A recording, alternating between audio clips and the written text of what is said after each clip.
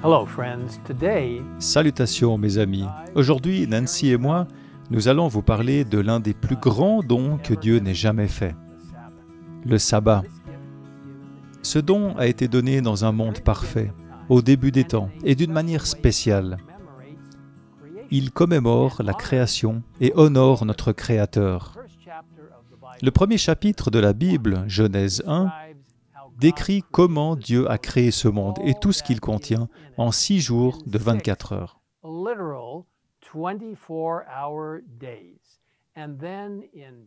Et puis dans Genèse 2, versets 1 à 3, nous lisons ce qui suit. C'est ainsi que furent terminés le ciel et la terre et toute leur armée. Le 7e jour, Dieu mit un terme à son travail de création. Il se reposa de toute son activité le 7e jour. Dieu bénit le 7e jour et en fit un jour saint, parce que ce jour-là, il se reposa de toute son activité, de tout ce qu'il avait créé. Dieu s'est-il reposé après son œuvre de création parce qu'il était fatigué? Bien sûr que non. D'après Ésaïe 40, verset 28, nous savons que le Dieu d'éternité, l'Éternel, qui a créé les extrémités de la terre, ne se fatigue pas, il ne s'épuise pas. Et pourtant, il s'est reposé, réfléchissant à l'œuvre qu'il avait accomplie, et a béni et sanctifié ce jour comme un jour saint et spécial. Un moment où Adam et Ève, et plus tard toute l'humanité, pourraient jouir d'une bénédiction spéciale de communion avec Dieu, leur Créateur, et de communion les uns avec les autres. Le sabbat est au cœur de notre culte de Dieu. Mémorial de la création, il révèle pourquoi Dieu doit être adoré. Il est le Créateur, et nous sommes ses créatures. La croyance fondamentale numéro 20 des Adventistes du 7e jour explique le sabbat de la manière suivante.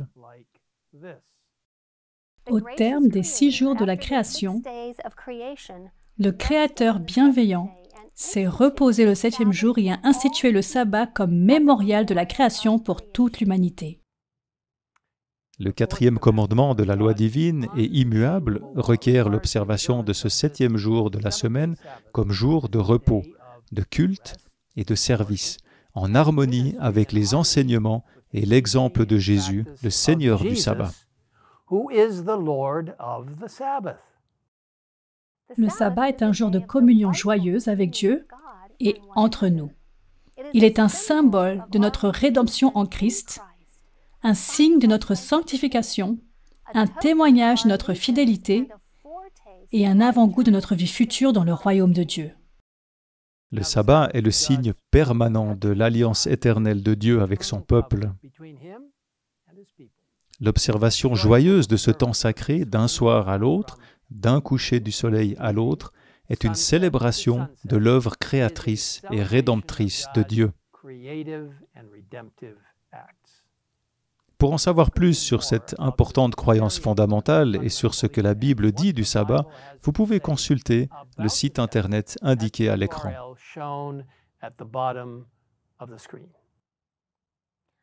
Lorsque les 10 commandements ont été donnés sur le mont Sinaï, le sabbat existait depuis la création. Mais il avait été obscurci et même oublié par certains. C'est pourquoi le 4e commandement commence par l'expression « Souviens-toi ».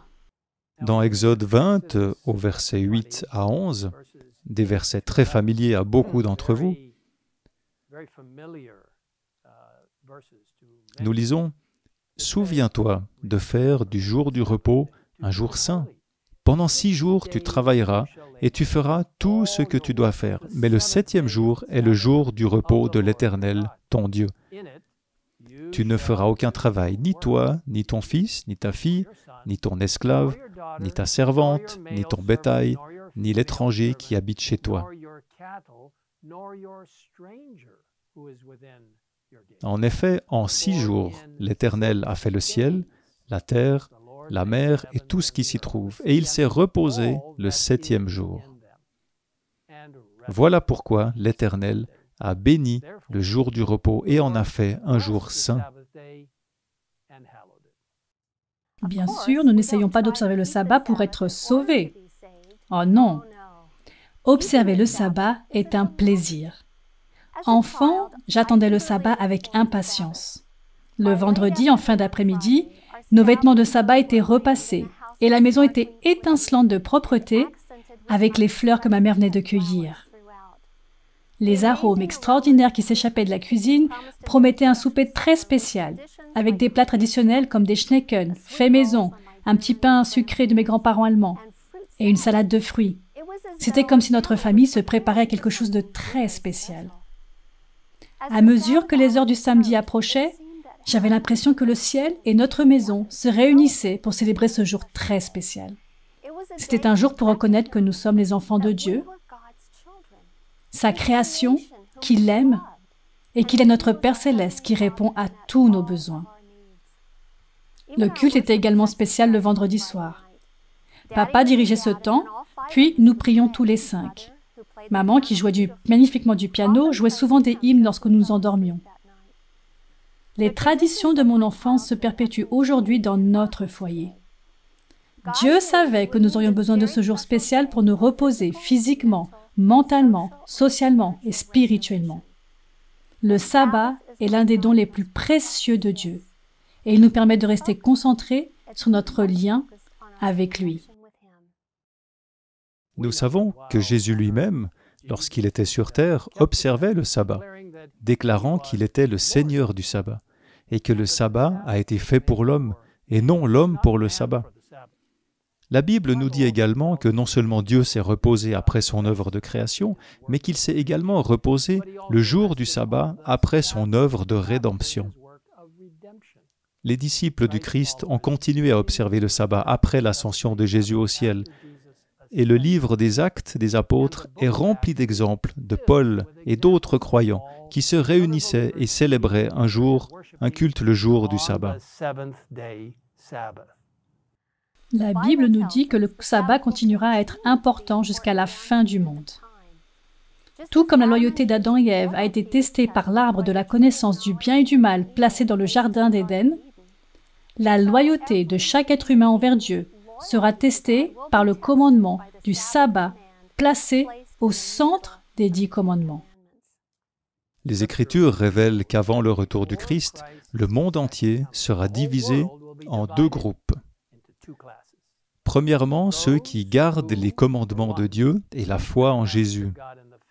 Et deuxièmement, ceux qui adorent la bête et son image. À ce moment-là, la vérité de Dieu sera magnifiée devant le monde entier et chacun aura l'occasion de montrer quelle est sa véritable loyauté. En acceptant maintenant le magnifique don de Dieu, le sabbat, comme 7e jour, nous lui permettons de travailler dans nos vies, de nous transformer et de nous mettre en harmonie plus étroite avec lui. Dans le volume 6 de Témoignages pour l'Église, nous lisons « La puissance qui a créé toute chose est la puissance qui a recréé l'âme à sa propre ressemblance. Pour ceux qui sanctifient le jour du sabbat, c'est le signe de la sanctification. La véritable sanctification est l'harmonie avec Dieu, l'unité de caractère avec lui. Elle est obtenue par l'obéissance à ses principes qui sont la transcription de son caractère. Le sabbat est le signe de l'obéissance. Celui qui obéit de tout son cœur au 4e commandement obéira à toute la loi. Il est sanctifié par l'obéissance. » Mes chers amis, Dieu nous a fait le merveilleux don du sabbat et de son cher Fils, un don merveilleux, le Christ. Il nous a créés et a donné sa vie pour nous racheter. Il désire passer son jour spécial avec chacun d'entre nous, chaque semaine. Je vous invite à faire l'expérience de la joie qui vous attend le jour spécial de Dieu, le sabbat, le 7e jour.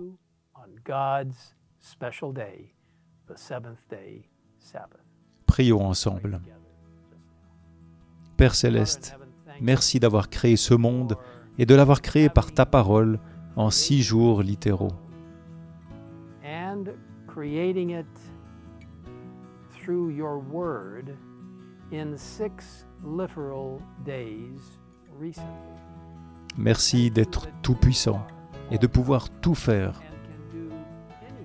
Merci aussi de nous avoir donné l'exemple du repos à travers le sabbat, le 7e jour. Merci parce que ce jour-là, nous pouvons nous reposer et t'adorer en nous souvenant de ce que tu as fait en tant que notre Créateur. Merci de nous avoir écoutés. Accorde-nous un temps spécial lors du prochain sabbat et que tous ceux qui nous regardent et nous écoutent soient connectés avec toi et observent ce précieux don du ciel, le sabbat, le 7e jour. Nous te le demandons au nom de Jésus. Amen.